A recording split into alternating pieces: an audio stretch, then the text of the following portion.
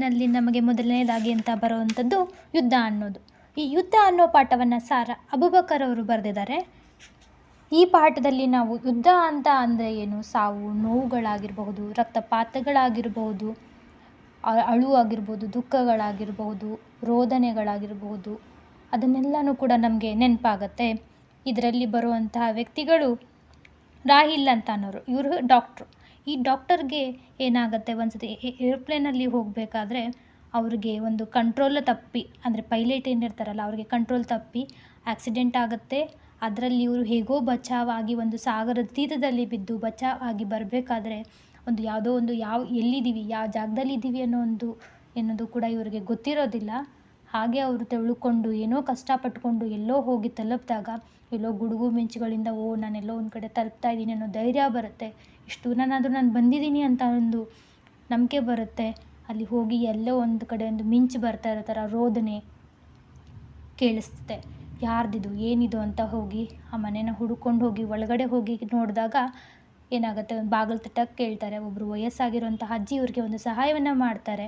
ಸಹಾಯವನ್ನು ಮಾಡಿ ಒಳಗಡೆ ಹೋಗಿ ನೋಡಿದಾಗ ಅಲ್ಲಿ ಆ ವ್ಯಕ್ತಿ ಏನು ಹೆಣ್ಮಗಳಿರ್ತಾಳಲ್ಲ ಅವಳು, ಯಾಕೆ ಅಂದರೆ ಅವಳು ಒಂದು ಗರ್ಭಿಣಿ ಆಗಿರ್ತಾಳೆ. ಆ ಗರ್ಭಿಣಿ ಗರ್ಭಾವಸ್ಥೆಯಲ್ಲಿ ಇರ್ತಾಳೆ. ಅವಳು ಡೆಲಿವರಿ ಆಗೋದಿರುತ್ತೆ.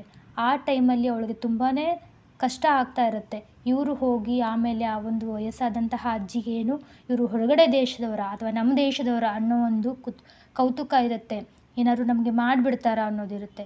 ಅಂದ್ರೂ ಕೂಡ ಆ ಟೈಮಲ್ಲಿ ಅವ್ರಿಗೂ ಮನಸ್ಸಲ್ಲಿ ಬಂದರೂ ಕೂಡ ಇವರು ಹೀಗೆ ಒಂದು ಪರಿಸ್ಥಿತಿನ ನೋಡಿದಾಗ ಇವರೇನು ಮಾಡ್ತಾರೆ, ಅವ್ರಿಗೆ ನಾನು ಡಾಕ್ಟ್ರು, ನಾನು ನಿಮ್ಗೆ ಸಹಾಯ ಮಾಡ್ತೀನಿ ಅಂತ ಹೇಳಿ ಸಹಾಯವನ್ನು ಮಾಡ್ತಾನೆ. ಆದರೆ ಕೊನೆಗೆ ಏನಾಗುತ್ತೆ, ಆ ಮಗು ಬದುಕುಳಿಯಲ್ಲ. ಈ ಯುದ್ಧಗಳು ಈ ಎಲ್ಲ ಇದರಿಂದನೂ ಕೂಡ ಆ ಮಗುಗೆ ಏನಾಗುತ್ತೆ, ಸತ್ತೋಗುತ್ತೆ. ಹುಟ್ಟುತ್ತಾನೆ ಆ ಮಗು ಸತ್ತೋಗುತ್ತೆ. ಆಗ ಒಂದು ಹೊರಗಡೆಯಿಂದ ಇನ್ನೊಂದು ಶಬ್ದ ಬರುತ್ತೆ, ಬಾಗಿಲು ತೆಗೀರಿ ಅಂತ.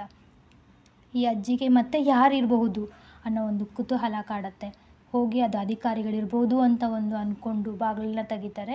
ಕೇಳಿದಾಗ ಅಷ್ಟೊತ್ತಿಗೆ ಇವ್ರಿಗೆ ಮುಚ್ಚಿಡ್ತಾರೆ. ಡಾಕ್ಟರ್ ಆಗಿರುವಂತಹ ರಾಹಿಲ್ ಅವ್ರಿಗೆ ಮುಚ್ಚಿಡ್ತಾರೆ. ಆಮೇಲೆ ಅವಳು ಅಧಿಕಾರಿಗಳು ಒಳಗಡೆ ಬಂದು ಹೀಗೆ ಯಾರೋ ಒಬ್ಬರು ಡಾಕ್ಟ್ರನವರು ಹೀಗೆ ಬಂದಿದ್ದಾರೆ, ಹೊರಗಡೆ ದೇಶದವ್ರು ಇದ್ದಾರೆ, ಅವ್ರಿಗೆ ಇಲ್ಲೇನಾದ್ರು ಬಂದಿದ್ದಾರೆ ಅಂತ ಹುಡುಕೊಂಡು ಅವರು ಬಂದಾಗ ಇಲ್ಲ ನೋಡಿ ಅಲ್ಲಿ ಮೂಲೆಯಲ್ಲಿ ಬಿದ್ದಿರುವಂತಹ ಮಗುವನ್ನು ತೋರಿಸ್ತಾರೆ.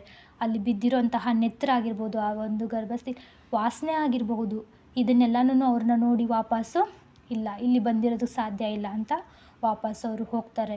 ಆಮೇಲೆ ಅಜ್ಜಿ ಅವರಿಗೆ ಏನಂತ ಹೇಳ್ತಾರೆ ಅಂದರೆ, ಈ ಥರ ಒಂದು ಯುದ್ಧ ಅನ್ನೋ ಒಂದು ಇದರಿಂದ ಎಷ್ಟು ಸಾವು ನೋವುಗಳಾಗುತ್ತೆ, ಎಷ್ಟು ಮನಸ್ಥಿತಿಗಳು ಕೆಡುತ್ತೆ.